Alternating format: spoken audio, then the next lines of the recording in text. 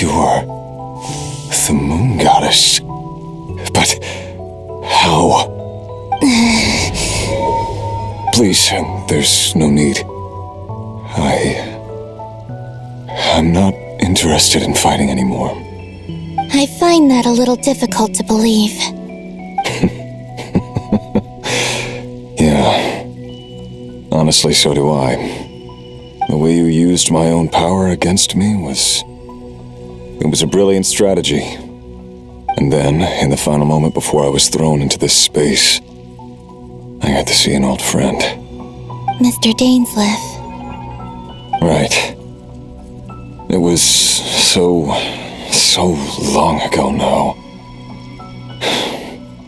But we were friends once. And when I first got here, I was filled with hatred, remorse, and rage.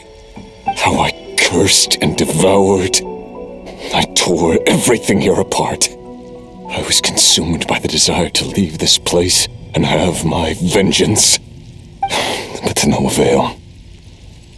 This is a place with no exit. This is the second time I've entered this space. Though I have no memory of the first. I was torn to shreds the moment I entered. But this time I survived. It must be partly because of this new body, and partly because of all the Kuvaki I absorbed in Nodcry. Are you the source of the abyssal power in here? Not all of it.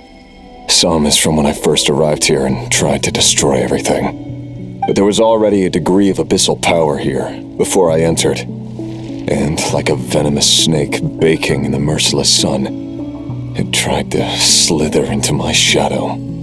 Tried to? So, you rejected it? Yes. Because after that, the world suddenly became silent for a moment. What do you mean? The voices in my head, they were gone.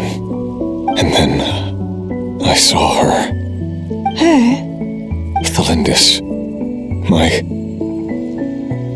former lover. Never mentioned that she saw a memory of Thelindis leaping into the moon's reflection. More precisely, I saw her afterimage. I'm sure the real her is long gone. She was just an ordinary Conrian. She couldn't have survived here for very long. Anyway, why have you come here? Didn't you know it was a dead end?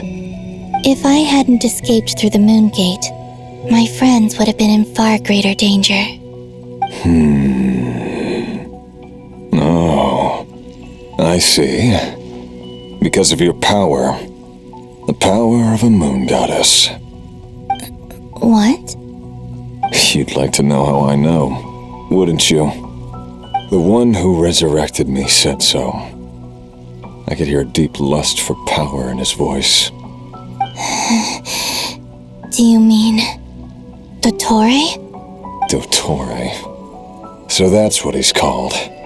He'd been collecting fragments of my body for a long time, all so that he could resurrect me at the moment of his choosing. I had no interest in his research. But being as corroded by the abyss as I was, we were aligned as far as hunting the moons and recovering my strength were concerned. So that's why the Wild Hunt suddenly became so active in Nodcry.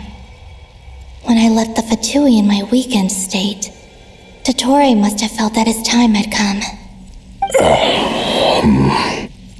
Moon Goddess, could I ask a favor of you? What? I know this is a lot to ask, especially from someone who tried to kill you. If you refuse, I won't fight it. But this is the only thing I desire now. Nothing else matters. What do you want? I'd like you to take a message to Thelindis for me. Thelindis? But... Yes, she's dead. But like I said, I saw her afterimage. I can sense that some part of her soul remains here. Far, far ahead. Why don't you go and speak to her yourself? I can't. I don't know why, but I can't move freely in this space as you can. All I can see is a glimpse of her, walking away. Just like the moment when I last saw her in life. In return, I will clear these abyssal obstacles for you. No, not in return. I'll clear them for you. Whether you want to help me or not. It feels like something I ought to do. Why? Yeah. Why, indeed. I've been asking myself that question a lot recently. Why did I do the things I did? I'm tired of it all. Tired of the person I became. People used me. And then I turned around and started using others. I hurt a lot of people. I think I grew tired of it long ago. But I wouldn't admit it to myself. And ultimately, that's how I ended up here. What do you wish to tell her? All of it. My past. My mistakes. Everything that happened after we were separated. Is it okay if I give her the abridged version? Yeah, I'm sure there's plenty you can skip over. Just tell her the important parts. Whatever you think that means. Like the part where you relentlessly tried to kill us? It's up to you. Love demands honesty. But my relationship with Thelindis was built on lies. We hid too much from each other. But after living my whole life in the shadows, I don't want to hide anything anymore. I will do my best. There.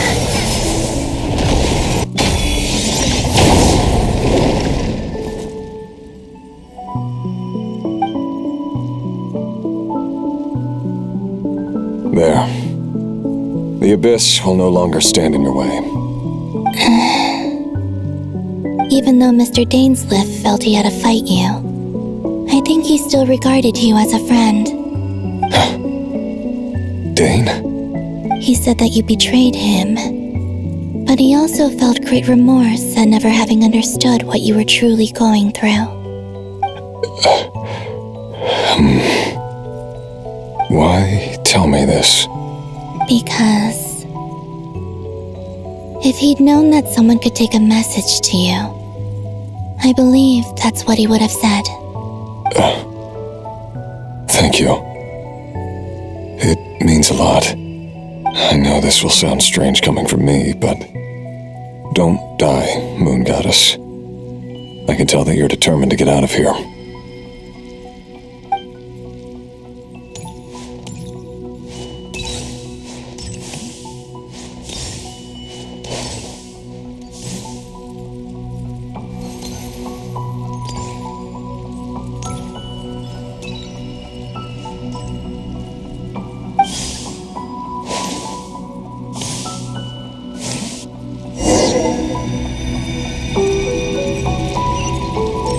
He kept his word. The abyss is no longer obstructing my path.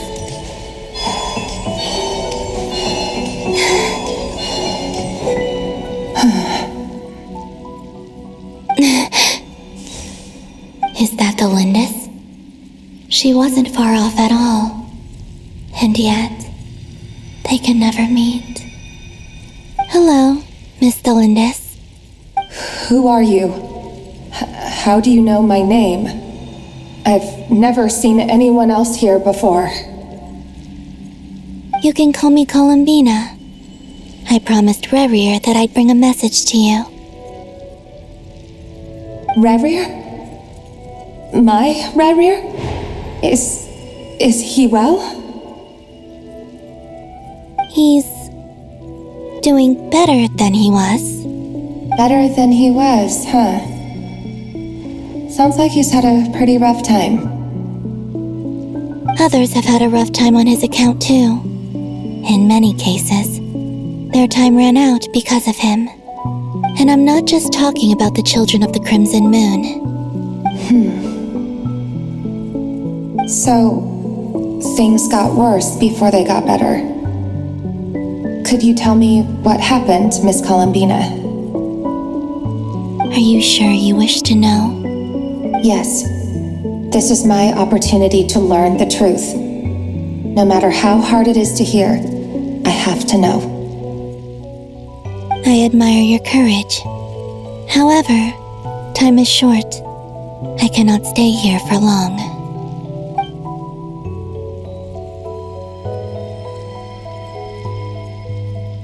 Rerir had seeds of hatred in his heart, and many people nursed them for their own ends.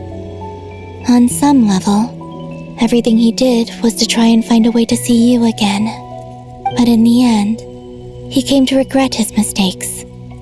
He wanted to apologize for hiding his past from you.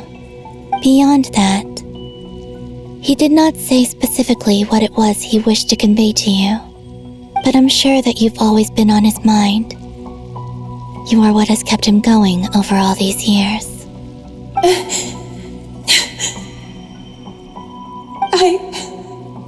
I'm sorry, Miss Columbina. This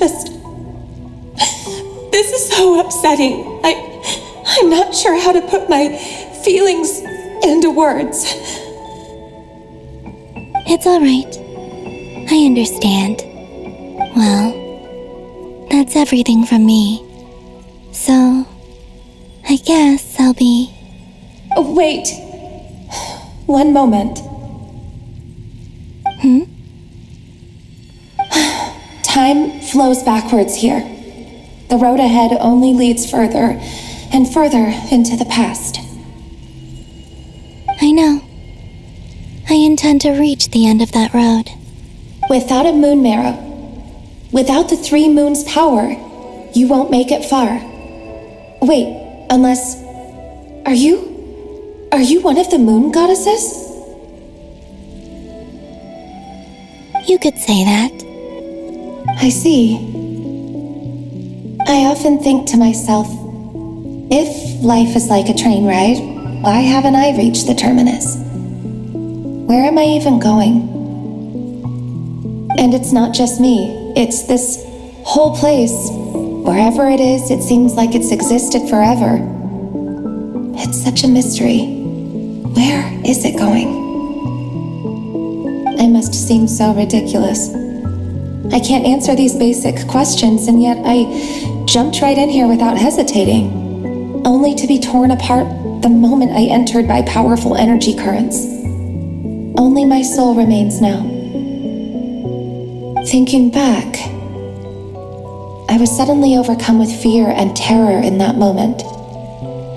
Perhaps I too became bewitched by the abyss. I may have been the leverage it needed to control Rerir.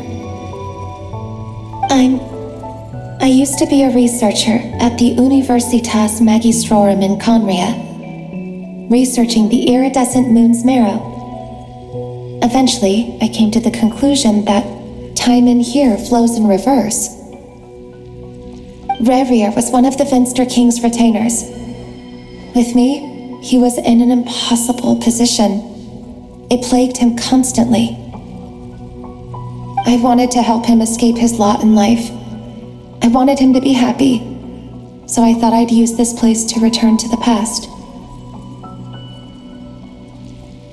At the time, I thought I could just go back to the day that the Finster King first found the prince. It was only after meeting the prince that the Finster King started going too far with his research into the abyss. That was the day all of our woes began. I thought I could stop the king from ever meeting him and solve everything. I couldn't kill the Venster King himself, so I had to find another way to save Rayrir. That's why I wanted to go back, to kill the person who had brought new possibilities to our realm. I'm sure it was a futile endeavor, but the Abyss probably enhances the basest human desires. So I naively hoped I could change everything. But I was simply too weak. Like a speck of dust against the whole universe.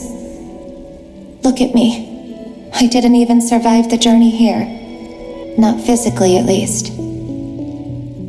I know I'm never getting out of here. But you're different. You can make it, and I want to help you. I owe you that much. How do you plan to help me? Have you noticed the golden energy that exists here? Based on my past research and my observations since coming here, I believe they carry you forward faster. I can share what I've learned and help you understand the pattern in which this energy appears.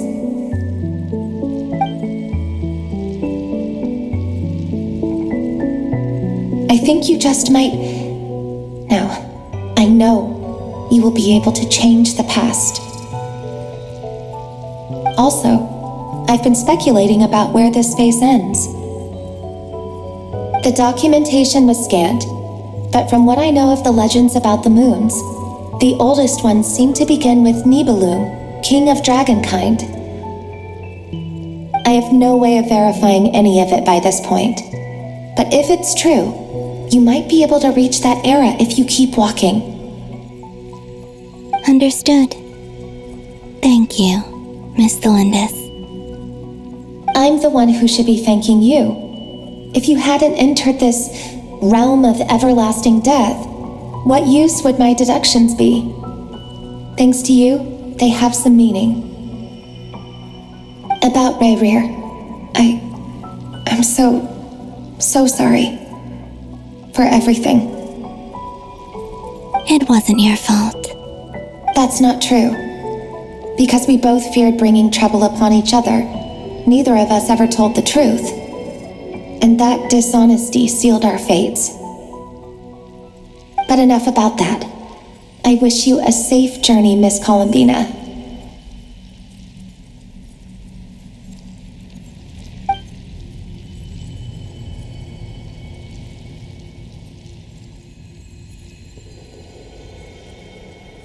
And may the outside world never have to experience pain like this again.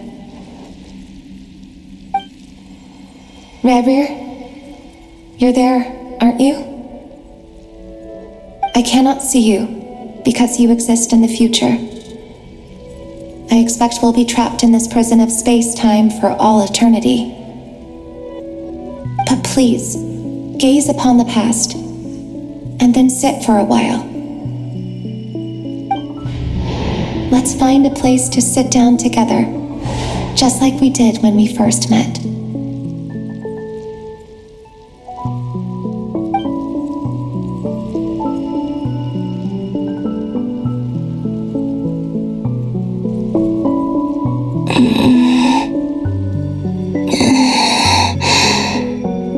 How long have I been walking? How much further till I reach the end? Is there even an end to be found? Everything's getting blurry.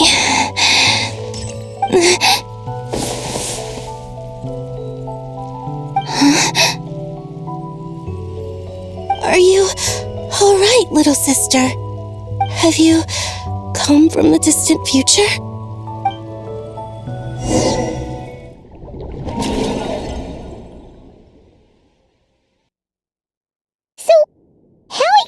Did the moons just disappear? Shouldn't it be a little harder to get rid of major creations like moons? The world is a vast and ancient place. On a certain scale, all life lasts for but a fleeting moment. Miss Nicole explained that the moon goddesses likely perished in the War of Funerary Flame. The moons themselves were also destroyed at that time, save for the Frost Moon, from which a new moon goddess was later born. am I missing something then? 'Cause the stories say that the moon goddesses were born on the moon, but doesn't Columbina say she was born in Nodcry? Huh, you're right! Why do their birthplaces differ? What's the difference between the two generations of moon goddesses? Also, remember what Sandrone said? Her scans detected 4 moons. In other words, 4 moon marrows. Technically, the result of the scan means that 4 moon marrows were detected and positively identified as moons in that moment. In other words, this piece of information alone isn't enough for us to know how Miss Columbina is doing right now. Yep, we have no way of staying up to date on whether she's dead or alive. She's on her own for now. But at least she's trying her best to get back to us. Yeah, she's a tough cookie. And a sore loser, too. We have to trust that she'll find a way. Because we really need her power. As much as it pains me to say it, we've got no chance of beating Dottore in a straight-up fight. He's much too powerful. It wouldn't even be close. That maniac is going to devour everything in his path until he reaches us. We need to find someone or something that can stop him before he does anything worse. I'll be frank. Our only hope of defeating this false god is with a real moon goddess on our side. I'm not just saying this because Columbina's a friend and I want her back safe and sound. It's just the truth. And I know that even she was no match for him when he attacked, but I don't have a better solution. We're not giving up on saving her, whether she can defeat Dottore or not. Right. Don't worry, Miss Sandrone. We're all aligned on saving Columbina. No one's trying to argue that we can only justify saving our friend because it will help save the world. This is about multitasking. We want to save both. So, she's more than just a moon goddess to you guys? Absolutely. Duh! She's part of the gang! And you are too, you know. Yes, I know. You don't need to labor the point. I knew that the moment I came running over with my documents that I was part of the in-group. I mean, if Arlecchino can fit in, I certainly can. Anyway, as for how we get Columbina back, I've been working on it constantly. But I think I'm still lacking certain information about the moon. I'd probably get there if I could continue my calculations, but the problem is, I've run out of computing power. Computing power? You mean you need more energy? No, the issue isn't energy, it's processing power. There's so much data to get through that the whole process has just ground to a halt. That's a tricky problem. René de Petrichor of the Nazissenkreuz Ordo once foretold the fate of the world. But I don't know how he did it. My guess is that he used the primordial sea's power. However, that won't work for me. His methodology was vastly different from my own. What's worse, they're incompatible. And to top it all off, we can't even leave Nodcry. Ugh, this is so annoying. If I'd known we'd run into a bottleneck like this.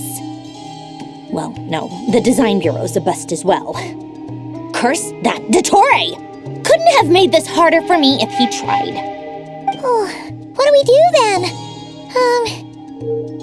How about we grab a bite to eat and take a break? Maybe something will come to mind after you've cleared your head. You don't get it, do you? I'm trying to calculate the fate of an entire world here. And I need accurate results, not big prophecies. Where the heck am I gonna find the computing power for that? Anyway, time to shelve the discussion on technical difficulties. Being a killjoy isn't very ladylike after all. Either way, we've done what we can. Rest well, everyone. Remember to let us know if anything new comes up. Haggai, is he hinting that we should talk outside?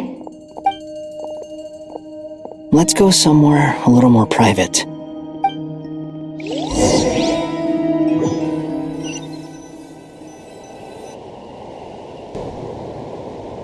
You know that Dory went back to Sumeru, right? Yeah, she mentioned she was planning to head back. Things aren't looking good for Notcry. She's gone to spread the word so that Sumeru has a chance to prepare for the worst. From what I know of Dottore, there are two possible reasons why he hasn't made a move yet. One is that he's still working through some kinks in his new powers.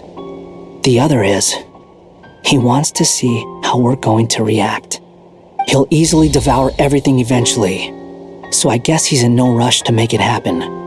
The first false god he made was me. Now it's his turn. Even though my records were erased from Irminsul, Dottore's ideas haven't changed one bit. He once told me that becoming a god was like turning yourself into a hungry wolf or giant serpent to devour the moon. Clearly, he began studying the moon goddess's powers long before he even tried making a god. He's always wanted to get his greedy hands on divine authority one way or another. And in the end, he devoured the moon where I failed. In the desert of Sumeru, there is a chessboard built by King Deshret, also known as Al-Ahmar. I don't know if it was a real game, or if he was just trying to challenge his servants and citizens in some way. But creating games and setting rules, gods do that as a matter of course. That's the kind of power Dottore craves. Now he has the Trilunar Authority. His power is leagues beyond the common people. I don't think there's any point in other nations rushing to the front line. They're better off focusing on defense and hoping they can fend off any threats that spill out from Notcry. Either way, Dory will inform Lesser Lord Kusanali, and she will contact the other gods in turn. The Seven will have some recourse available. If nothing else, their protection should keep the rest of the world from descending into chaos as quickly as Notcry has. So on the bright side, even if Notcry is doomed, your friends in other nations won't be in any immediate peril. That's good to know, but I'm not ready to give up on Notcry yet. There's a word for people who refuse to let anything go. It's called being greedy. Maybe it sounds greedy to you, and probably naive too. But whatever you call it, that's what gives me the determination to keep fighting. Battles are fleeting, but the will to fight is a long-term commitment. Give up for even a moment, and your resolve will shatter. Why do you always feel the need to do the right thing? No one is born to be a savior. I mean, who's gonna criticize you if you fail or give up? Don't take this the wrong way, but Dottore said something similar to me. I guess the Fatui attracts people who don't believe in saviors. Not necessarily. It's less about belief for me. I just want to know how determined you really are. After all, I don't owe anything to anyone else here. Only you. You look kinda worried. If your arch-nemesis was about to achieve their ultimate goal, I think you might feel a little worried too. That's true. Dottore is about to become an omniscient, omnipotent deity. That's gotta be a bitter pill to swallow. Still, you're calmer than I expected. Obviously. I have to admit that my past self was a reckless fool who misunderstood not only the point of revenge, but how to achieve it. And as much as I want my vengeance, I know I'm not gonna get it by acting alone. If the world's taught me anything, it's to think before I act. Too bad it never taught me any other virtues, though. So, I am going to destroy Dottore, no matter what it takes. So, what's your plan? I'll get to that. First, tell me, what do you think of Sandrone? Just like Paimon said, she's a friend, part of the gang. How much do you trust her? This is a serious question. Think carefully before you answer. Although she's with the Fatui, she has her own values and she's helped us a lot. If nothing else, She's clearly going the extra mile for Columbina. I see no reason not to trust her. If you say so. In that case, the three of us need to talk. I have some thoughts about her computing problem. It can be solved, but it will come with a cost. How much? If I can afford it, I'll cover it. Sometimes your heroism really backs me into a corner. You know that? Come on, let's go talk to her.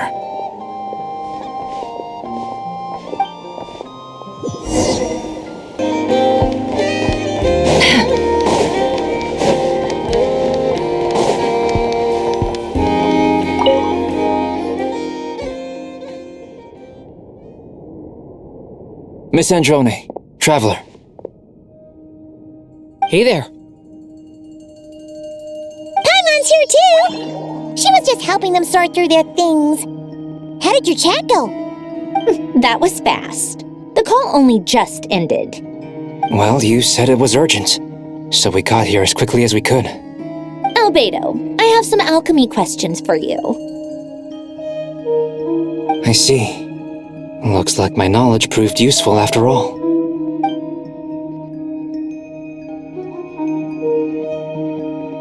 If I might ask, what is the end goal for the modified formula you'll be using? I needed to predict the future of the entire world. But I've run into some teething issues since trying to implement Renee's theory of the four orthants. I see. I'll have a look at it. Still, computing power is the real issue here. How do you plan to solve it? About that, it's been sorted. Oh, with the Traveler's help?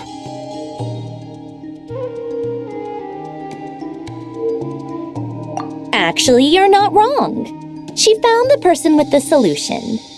Was it Hat Guy? Yeah, it was him. Wow! Go Hat Guy! Seems like all that time studying at the academia is paying off big time. But where is he? Wasn't he the one who asked Albedo and I to come here?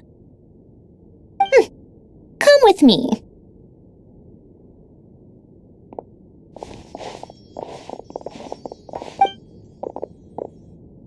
Hat Guy?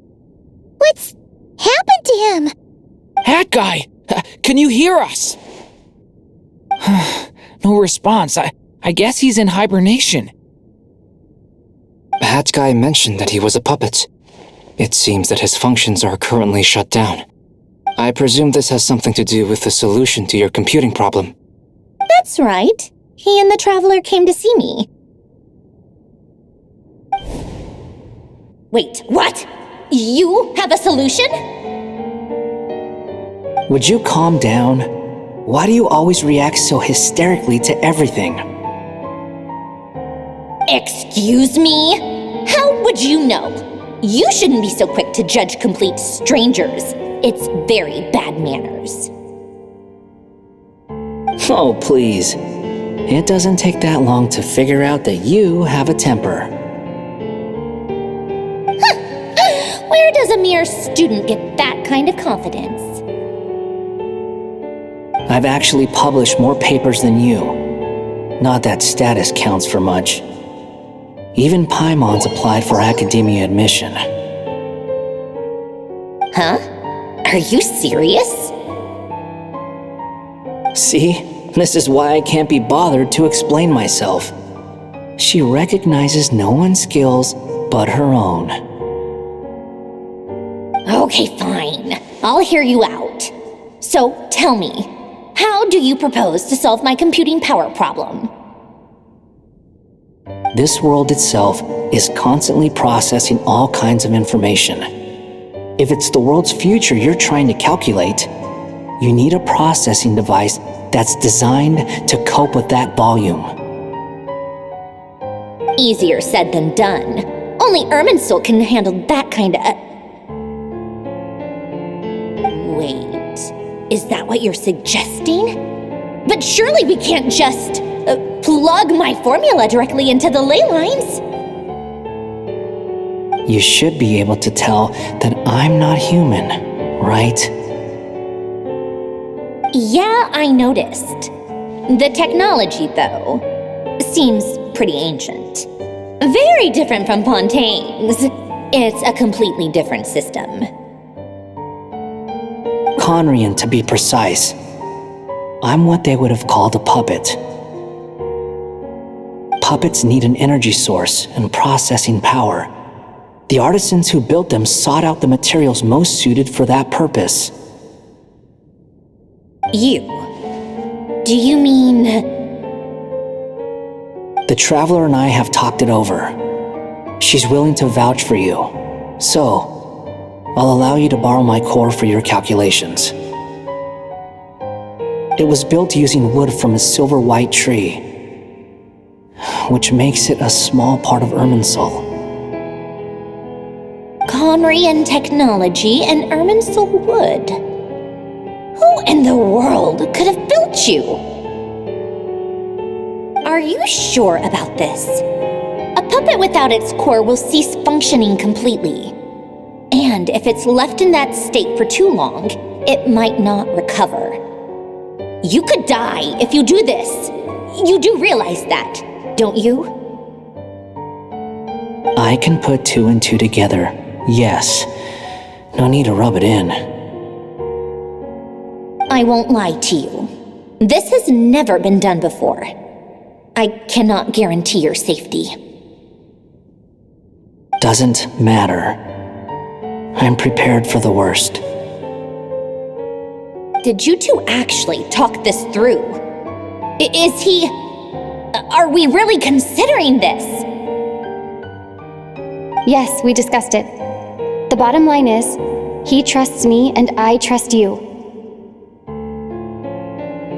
Let's give it a shot, shall we?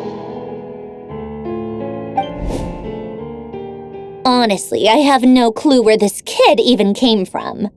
But for whatever reason, he lent me his core to use in my formula. I'm very close to finishing my calculations now, and the core is currently in use. So I'm sorry, but I can only show you a sketch right now. This is what the core looks like. A silver-white branch. It certainly matches the legends told about Irminsul. Is Hat Guy gonna be okay? He's not gonna die, right? Right? In theory, he should be fine. As long as we put his core back in time. Beyond that, all I can say is that I'll try my best to avoid risk and make sure the core doesn't sustain any damage. I think I know why you called us here now. Someone needs to watch over his body and make sure it's protected until the process completes. Correct. He said that the only ones he trusts here are you two, and the Traveler. And the Traveler will have other work to do. He will have our undivided attention.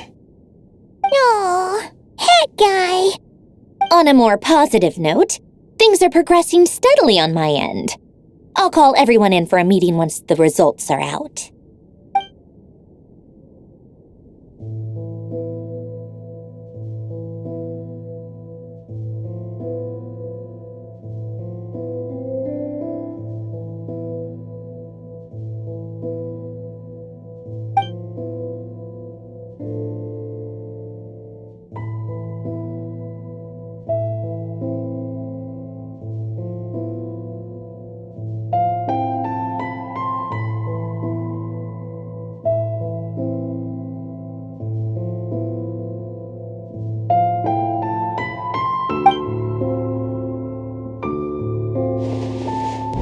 The worst case scenario with the core removal is either a system reset or a total loss of function. But I'm not afraid. A quiet death should have been my fate long ago. A core is completely different from a heart. It's like another vital organ entirely. I never believed it could be a true replacement for what I sought. But in the end, it turns out the core was more useful to me. Pretty funny when you think about it. It's like the punchline of my entire life. Do you think there's any difference between a puppet and a human? If not, then this would just be another samsara. I have already experienced both a past life and a next life. Part of me wonders whether I'm only capable of making this decision because I've become a real human. What's with that expression? Isn't this a good thing? Sanjuni will succeed, won't she? She has to. She will. We all have to persevere until this is over. That's right. And I'll protect you all until the moment of victory arrives.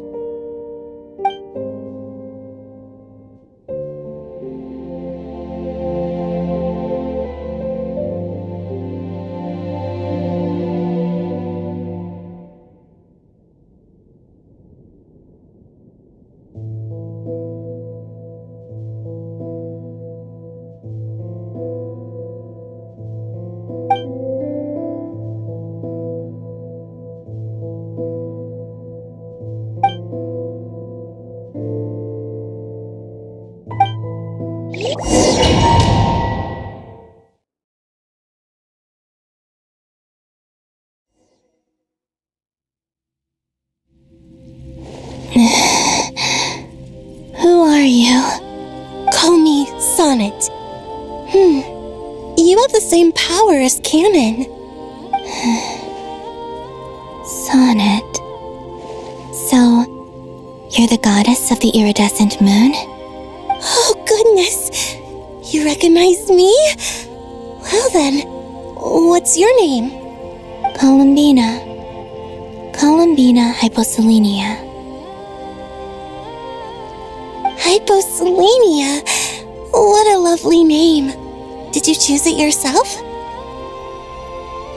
It was a joint effort between me and my friends.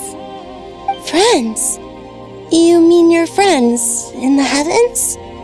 Huh? Oh, sorry. You must be exhausted. I apologize.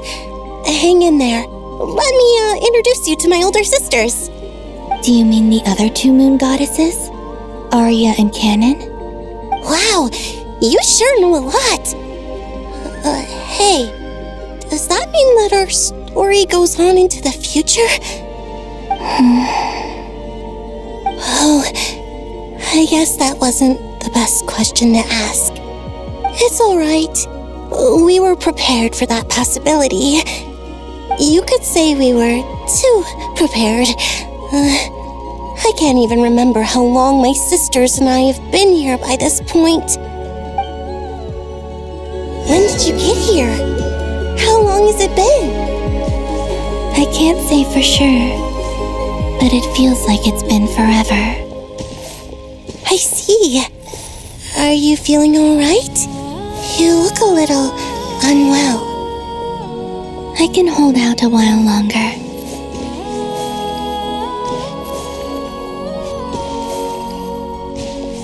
We don't have far to go. The place where my sisters and I are based is just up ahead. Don't worry, they're both really nice. I'll introduce you.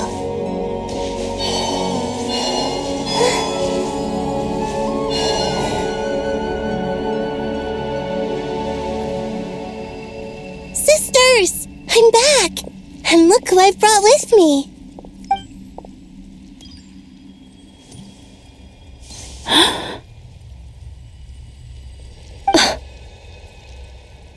It's our lovely little sister, born in the far future. The pleasure is all mine.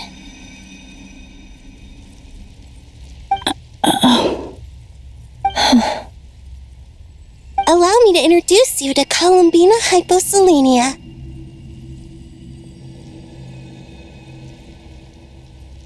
This is Arya, the goddess of the eternal moon. And this is Canon, goddess of the frost moon. Canon, don't you think Hyposelenia's power is similar to yours?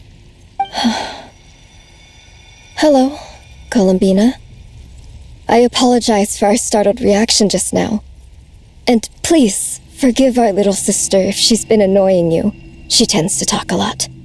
It's fine. You seem shy. Don't worry, Columbina Hyposelenia. No one can hurt you here. Could you tell me where here is? Please. I must know.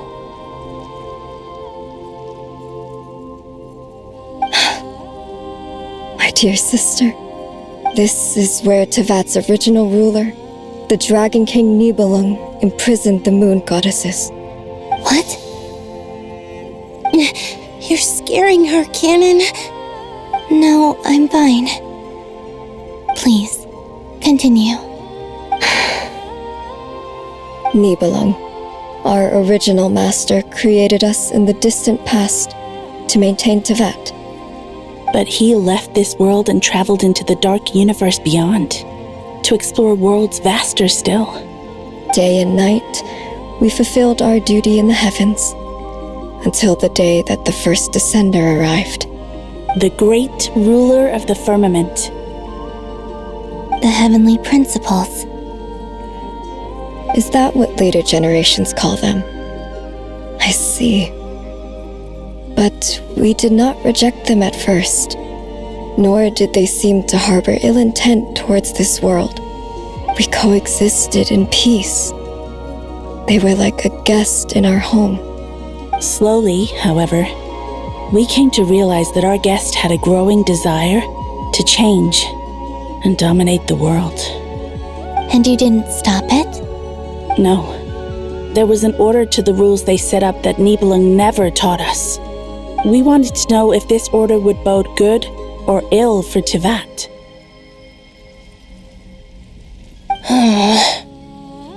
All right. Canon and I wanted to know. Sonnet was against it from the outset.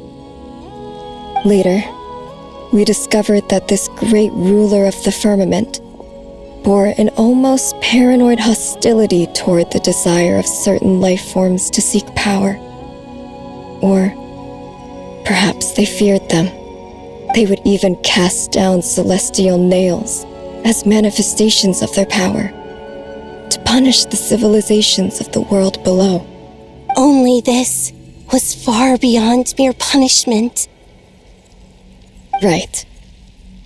Their rules brought order, but the price people paid for merely testing the limits of those rules was far too great. I did everything in my power to help the punished escape catastrophe, but still, too many lives were lost. The ancestors of the Frost Moon Scions were some of the ones you helped. But just when we had decided to take countermeasures, the Dragon King, Nibelung, returned. And so began the War of Funerary Flame. So, that's the name the world gave that war in the future. Well, who won in the end? As far as I know, the Heavenly Principles won, although it came at a great cost. They remained in Teyvat, where they continue to rule to this day. And the world's original master, the Dragon King Nibelung, was destroyed. And what of the moons? Are there still 3 moons in Teyvat's skies? You can tell us the truth, Columbina. We know we are but remnants of a bygone age. We are prepared for the answer. Only the Frost Moon remains, but it has been cast beyond the false firmament by the Heavenly Principles. The eternal and iridescent moons were both shattered during the war. So death finally came for us in the end. Sonnet. But you're still here, aren't you? A moon goddess cannot live without her moon, Columbina. She's right. That's why I began to disappear. Because the Frost Moon is cut off by the false sky. How much worse it would have been if it were outright destroyed. Our souls may endure within this lunar palace, but if our moons are destroyed, then we shall disappear the moment we depart from it. I'm sorry. There's no need to apologize to us, dear sister.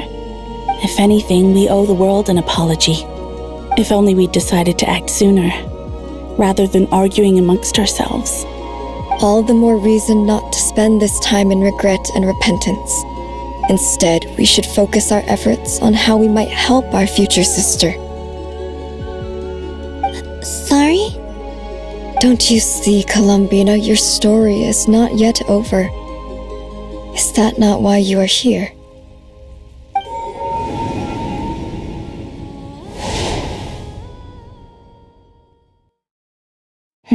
It's done. Initiate numerological array.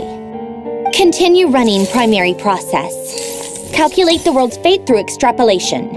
And identify nodes of potential change. Secondary process, scan for moons.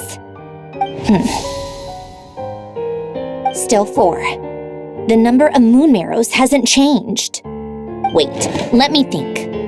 Is it possible that there's something I've been misunderstanding about the moons all along? Variables. Variables in the world. I know where potential variables within the world come from. So what about the moons? Are there any variables there? Like their life or death, for instance. What if being alive or dead makes no difference to a moon? But that's so strange. Even immortal gods can die. Why would the moons alone be... Wait! I've got it! If alive or dead is considered a variable, we might have had this wrong the whole time. No one ever said that a moon marrow equals a living moon. We just made that assumption ourselves. Initiate secondary process. Scan again. This time filtering out interfering perimeter, moon marrow. I don't care if they're natural or artificial. Get them out of my search results! Why? It says 3 moons still exist in Teyvat, even after excluding the moon marrows. But we know for a fact that 2 of them are dead. Redo the scan. Narrow the results to living moons and real moons. No, scrap that. Narrow it down to moons that have lunar authority and remain alive. Why? Why is it still 3? What is this, Columbina? Has the world lied to us? Or are you the one pulling the wool over our eyes?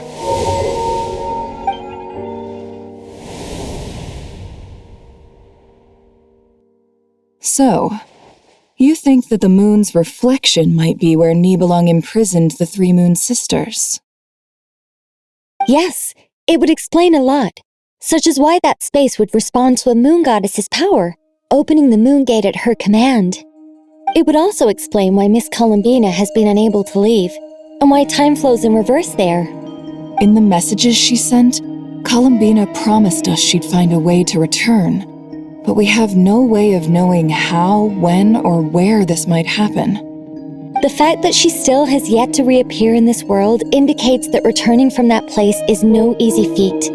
We cannot afford to simply wait for her. So you're saying, if she could return by her own power alone, she would have done so long ago? Yes, she certainly wouldn't leave it to this late stage when it's so touch and go. I've been giving this some thought, and I've come to believe that Luana's Har might be an anchor that she left behind, as a sort of future waypoint. This could also explain why Luana's Har is always by the traveler's side. Sounds like a plausible theory. If that's the case, there must be some criteria we need to fulfill to allow Columbina to return to the present. The question is, what could they be?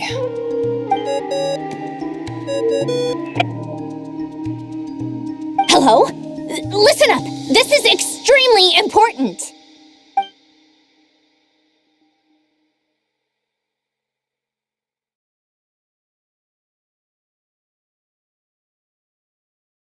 Not only is Columbina alive, but she may well exist in a form unimaginable to us.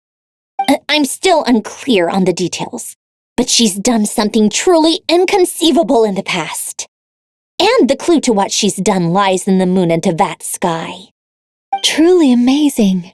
Oh, I'm so delighted for her. I'm sure we all feel the same. And I'm sure Columbina is ready to get back here and fight by our side. I'll keep my calculations going and try to find some way of coordinating with her. But that's not an excuse for everyone else to slack off, okay? All of you had better keep trying to think of solutions. How can the dead moons still live? And Luanatar...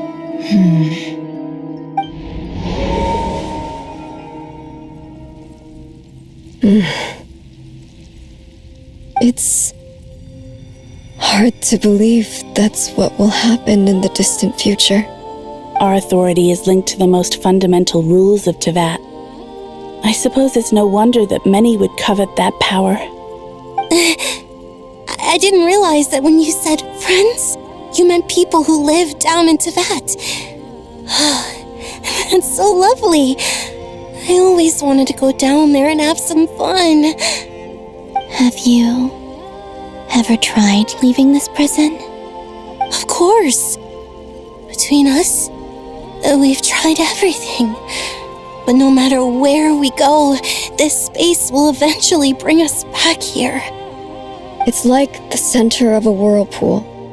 Everything ultimately converges here, at the moment when Nibelung imprisoned us. In that case, have you tried using any of those pathways that connect this space to the real world? Sorry? What are those? They're passages through which you can make small-scale changes to reality by using Kuvaki. Or am I the only one who can use those passages? Because part of my soul remains in reality. Kuvaki. What is that? You don't know? It's a unique kind of elemental energy found only in Nodcry, the land from which the moons arose. Oh.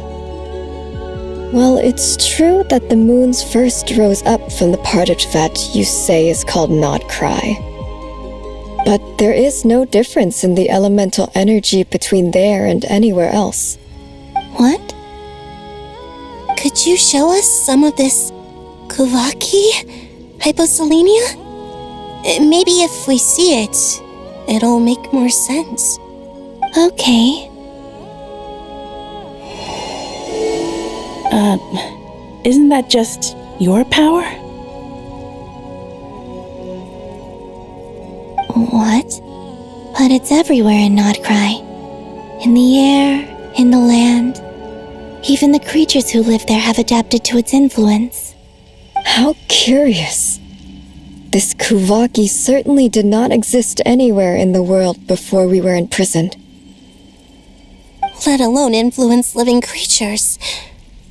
So, how exactly does it affect them anyway? Can they float in the air like us? This is so strange. Why would their reality differ so much from mine? Columbina, you're looking for more than just a way out of here, aren't you? Yes. If I am to help my friends, I will need trilunar authority on par with that of our foe. You mean... you'll need our power? This sounds extremely risky. The three moons' powers are not mutually compatible.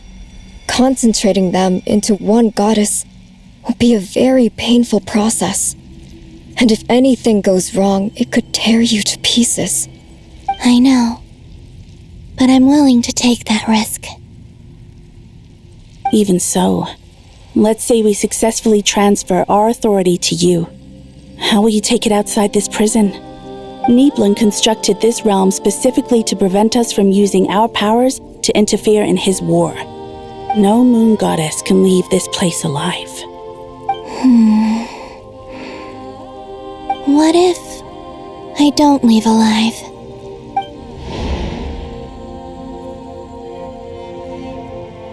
Where do we even start?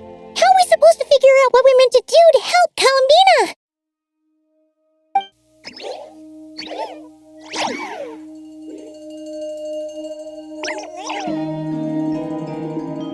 Columbina, what do you need from us?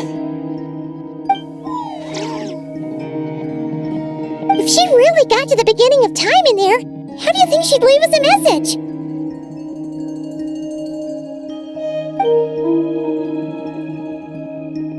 You don't think she'd write it down on a stone tablet somewhere in the hopes that we'd find it, do you? Seems unlikely. Columbina may not talk a lot, but she thinks deeply about issues like this. Let's review what we know. This is the Columbina who fought alongside us against the Rehir of Solnari, and with whom we celebrated Moon Prayer Night. She knows our personalities, our ways of doing things, even our unique strengths and abilities. So, if she wanted to tell us something from a long, long time ago, what would she do? Oh.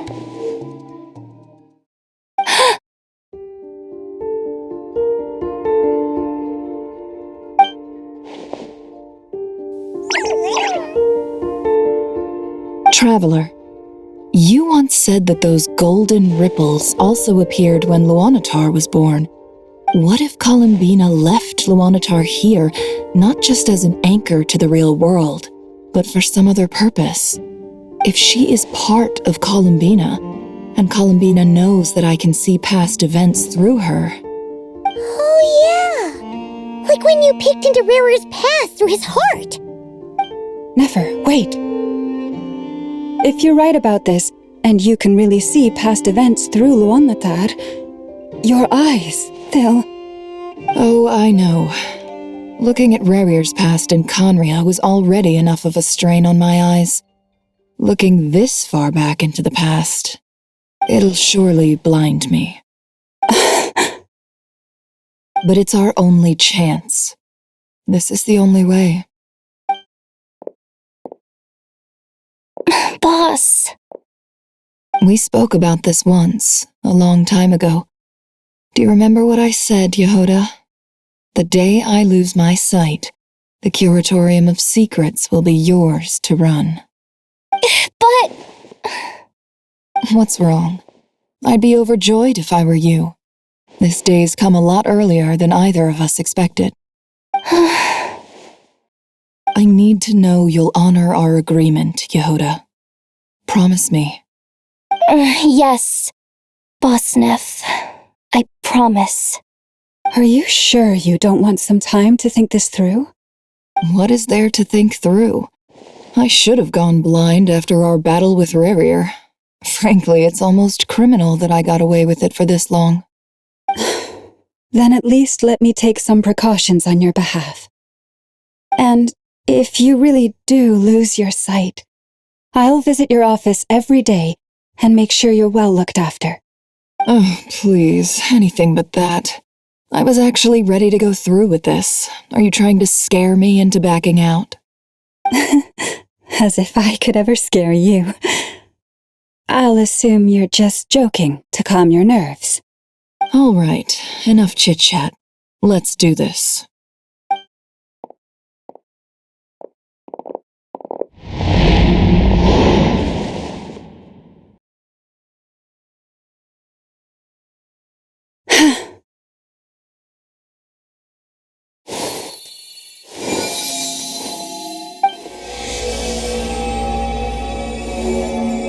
All done. Good. Now give me some space.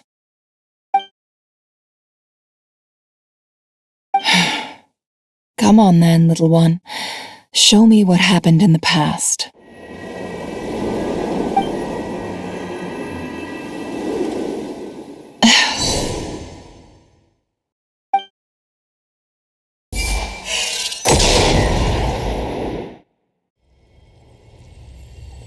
Between the Trilunar Authority, Kuvaki, and the sole-surviving moon, the Frost Moon, I think I might know how to get back.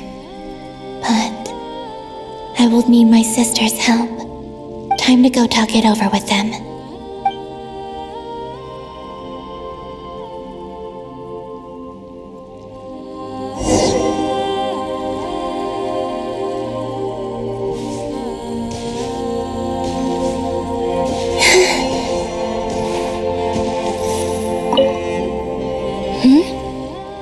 Have you decided what to do? I hope it's not too dangerous.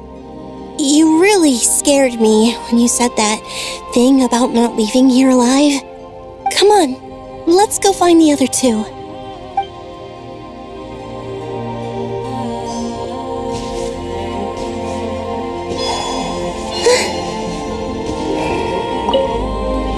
It seems you have reached a decision. I'm all ears.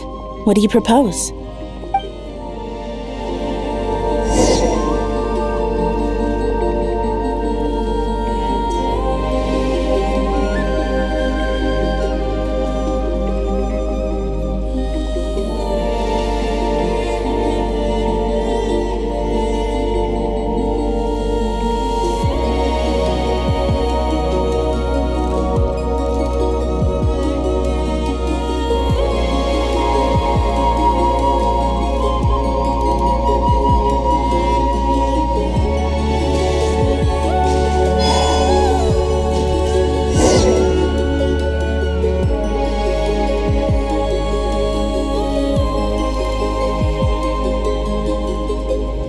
Have you figured it out, Columbina?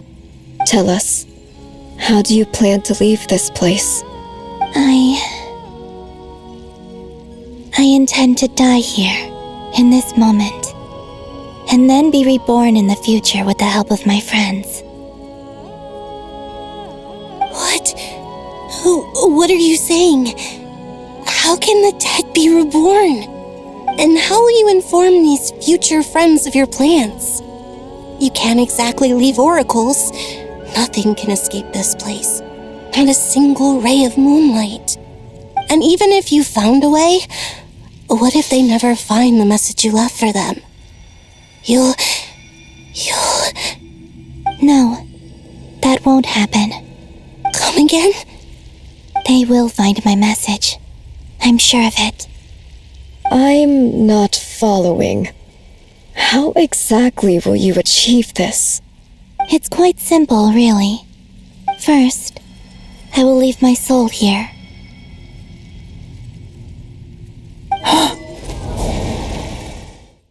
I see it. Your soul? You mean your divinity? Yes. I once left a portion of my soul in the future. One so small that this prison barely noticed anything. In this very moment, she can resonate with my soul across time.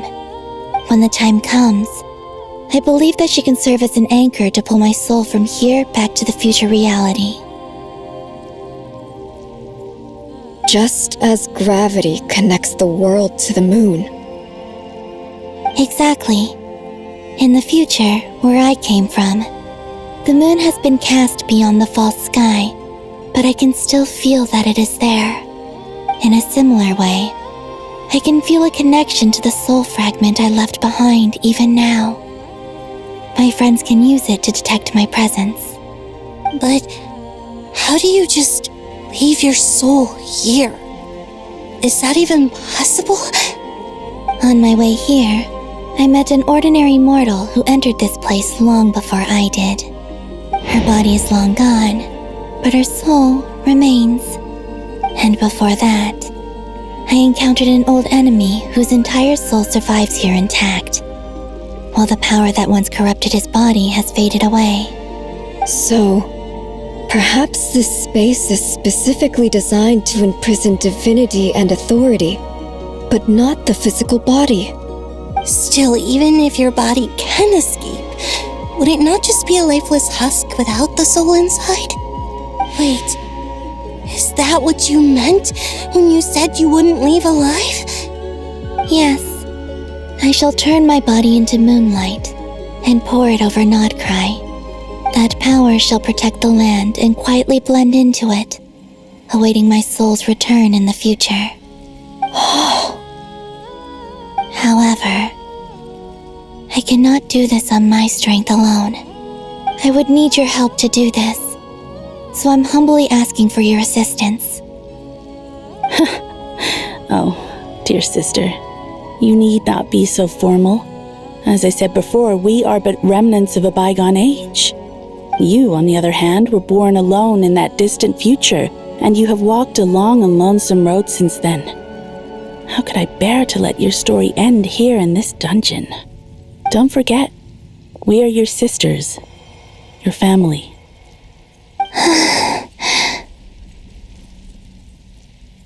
Arya's right. Actually, I've always wanted a little sister. Can you imagine how it's been for me? Getting nagged by 2 older sisters all the time. Now, I finally get to be the big sis. And not just that, but I get to help you return to your world, too. How could I say no to that? Sonnet. Kennen?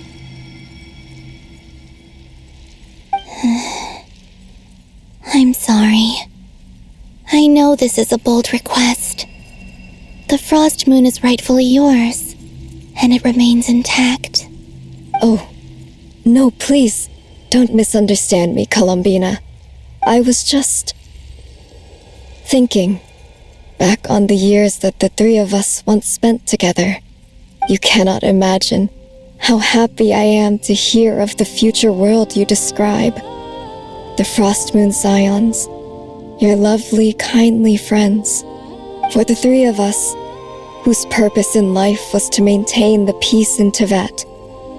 It is a great relief to know that the people of this world live in such an abundant future. If your plan can save them and save Notcry, I will gladly give you all that I can. Besides, the 3 of us have been together since the day we were born. I could never abandon them to live on alone without them. Canon. Still, I do have one question I would like to ask you before we proceed. Certainly. What is it? Why do you cover your eyes?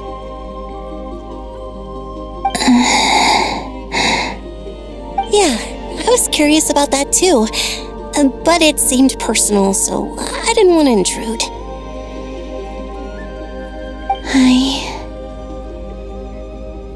There was a time when I refused to look upon the world. I believed it was full of nothing but lies and falsehoods. I wished to hide my feelings, seal my heart, until I could return to my true home. I see. Perhaps that decision saved you from ever having to see the false sky again. But at the same time, you likely missed out on many true and precious things, like the smiles on your friends' faces. Promise me this, Columbina. When you return to the future, open your eyes, take a look at the world around you, and see your friends. I'm sure that you know this already, given that you long to return, but that is your true home. Give me your hand, Columbina. Arya, Sonnet, you too. Okay. All right.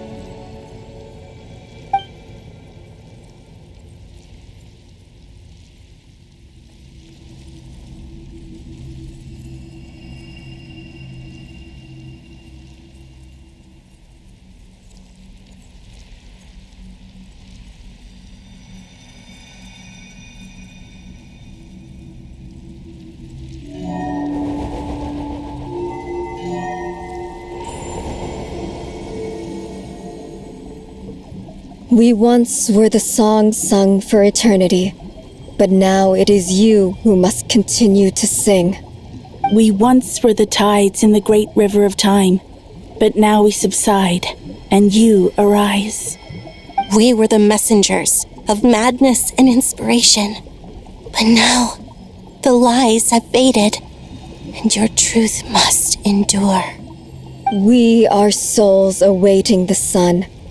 You must return to be with those who smile when they see your face.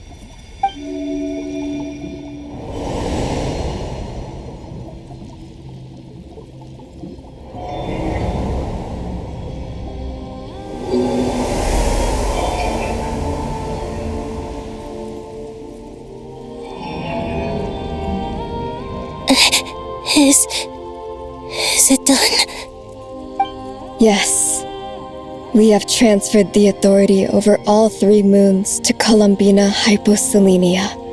From this moment on, she is the Tri-Lune Goddess, the one and only moon goddess of this world.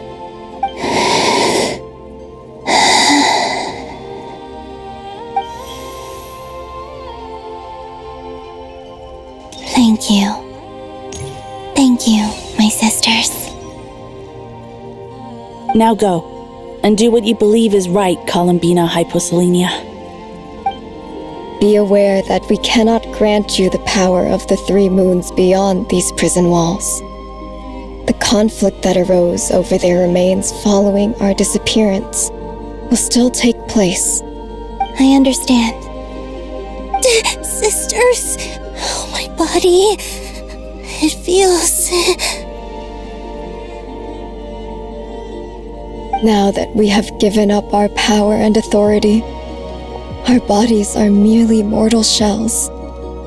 This prison is dissolving them as we speak. It's okay, Sonnet. The end must come for every god, just as it does for every human. That's all this is. The final destination of our lives.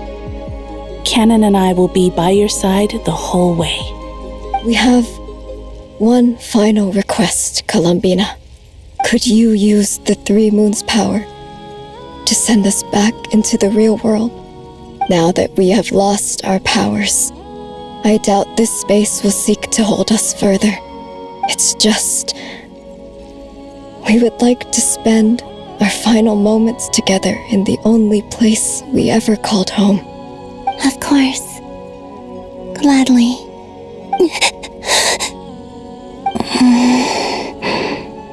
Sonnet? Yes? Don't... I wish I could tell her not to give in to the abyss. Not to be afraid. But is this really what I should say at this moment? Don't forget. I'm so glad to have a big sister like you.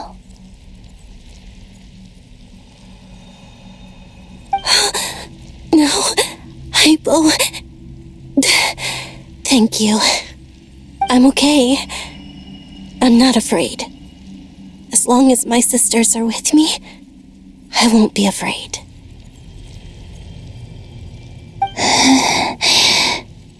It looks like this is goodbye, sisters. Goodbye, Columbina. Take care of this world in our stead. I will.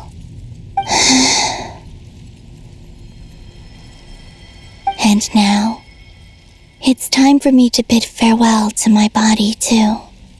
May it become the moonlight that keeps Nodcry company through the long years ahead. So this is why Nodcry was not always home to Kuvaki. It only appeared after I poured my body out upon this land, and only this land. Kuvaki responds to me because it is me, my body, answering the call of my soul.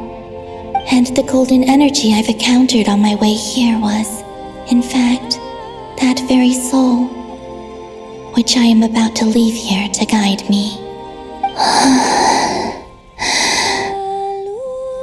O power Tri-Lune, eternal moonlight.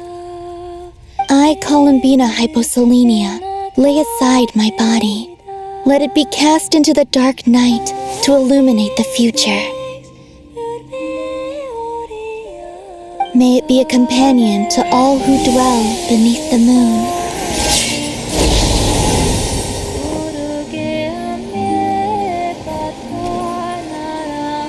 Until the time comes for me to return home.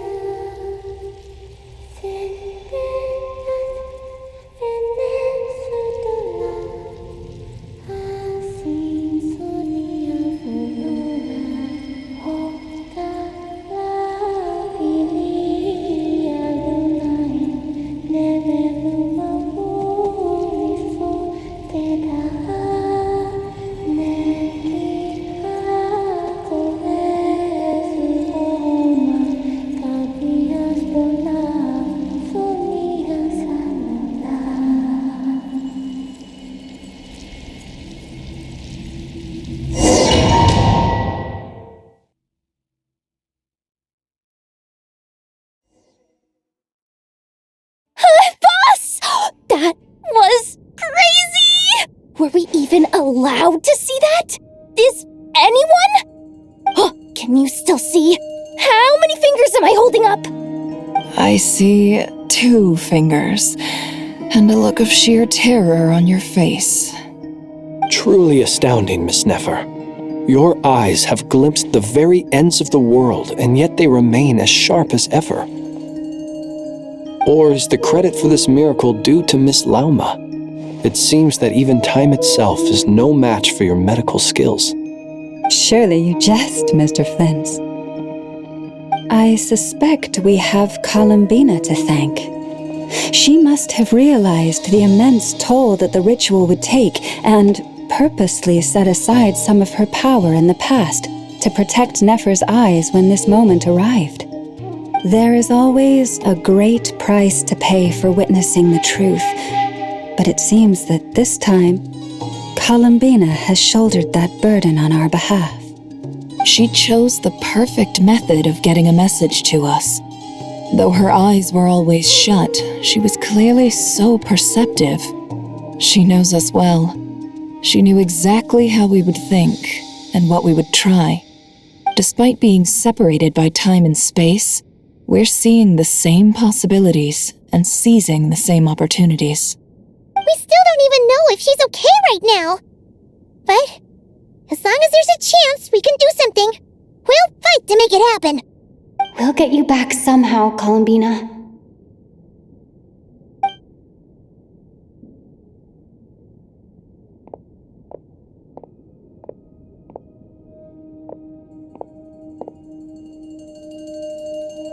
Well, based on the information we now have, let's figure out our next moves. Thanks to these gentlemen, we have a much clearer picture of the situation with Dottore. The civilian population has been moved to safety, so we no longer need to hold back. Miss Androne, how are the calculations going? So far, so good. I'll keep seeing how far I can push the system, though. Can't have Hatman being powered down for nothing. There's still a long road ahead. Where should we begin?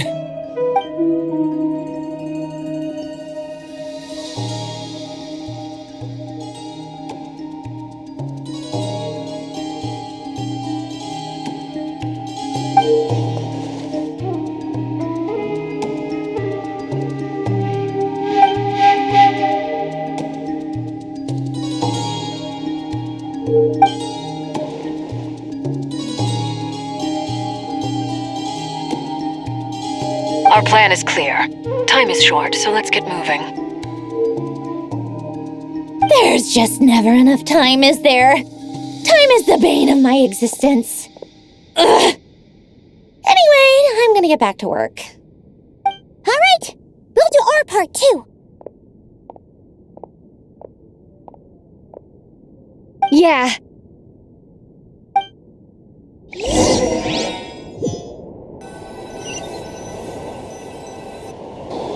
Albedo's theory says that elemental energy can dilute the light realm's power, but I'm no expert in building elemental defenses. Sounds like something out of the advanced elemental theory section of the library. Whew.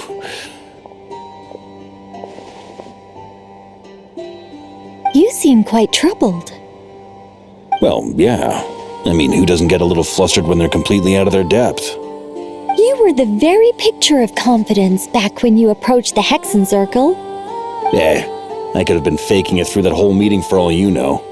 Who's to say I'm not just a ball of nerves in a charming and gregarious package? Oh gosh, really? I'm so sorry, I had no idea. Well, you're all the braver for it. Still, I was much more in my comfort zone than I am here. At least in Mondstadt, you can cry for help from a cliff top and actually stand a chance of summoning Barbados himself. Things have never looked bleaker than they do now. If we don't pull this off, Teyvat's doomed, isn't it? Oh, you think so? Actually, yes. Yes, it probably is. It's a shame. Don't put too much pressure on yourself. Teyvat has faced annihilation many times in the past, but it also gave us you, didn't it? Hey, don't give me that. It's not like I'm anyone special. I disagree. Every human born in this world is special. We angels have always believed that. In that case, this humble human being has a big favor to ask of you. I thought you might say that. I'm sure Alice, in her great wisdom, sent you here precisely to help us in this difficult time, yes? Well, that has less to do with her wisdom and more to do with my power. Of course, of course. Well, the thing is, these elemental defenses we're about to build, I don't think it's a question of if they'll fail, but when. Durin's findings from his patrols make it clear that Dottore is constantly expanding his territory. First it was his lab, then the design bureau, and now this. It's not realistic to completely stop him encroaching on the rest of Nagcry. Rather, our goal should be to stall him for as long as possible. If Miss Sandroni's calculations are correct, well, they're the closest thing to certainty we have in this situation, so let's assume they are. Anyway, her calculations suggest that our best hope for victory lies in Miss Columbina's return. It's up to us to slow Dottore's advance and buy time for her to make a return. Are you asking me to help you with building the defenses? No. I'd like you to prepare for what comes next. When he eventually reaches us, we will have to fight him. You were an angel once and a mage now. I'm asking you to lend us your protection. Oh. Can I take it that you're triggering the terms you fought for during our three-way talks? Well, technically those terms were about protecting Mondstadt. But if you're happy to agree to the change in location, then yes, let's do that. You're cashing in on this much sooner than I'd imagined. Well, yeah. The way things are going, I might not get another chance. Very well. The mages have heard the knight's plea, and we will respond. To tell the truth, Alice and I had already discussed how we might help you all, so I didn't come empty-handed. I always like to be prepared.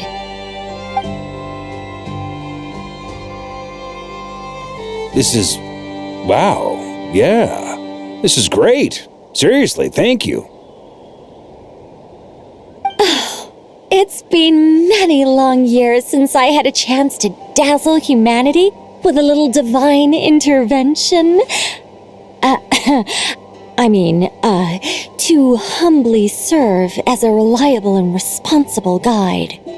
Anyway, Knight of Boreas, please accept this gift in recognition of your great virtue. Go now. May the angel's blessing deliver you safely to your destination.